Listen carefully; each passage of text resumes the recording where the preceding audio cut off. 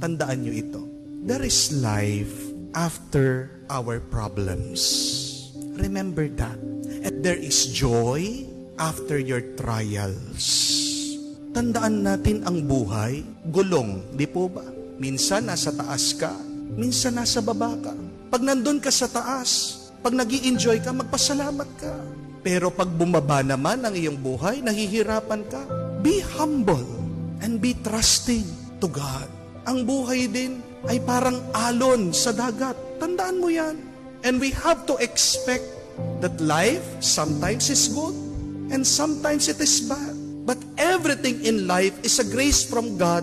Embrace it. Yakapin mo. Pasalamatan mo. Daanan mo. Huwag kang mananatili dyan. Pero kung gusto mong maging masaya, palagi mong tandaan. Pag may problema, sa susunod may grasya. Yan ang hintayin mo.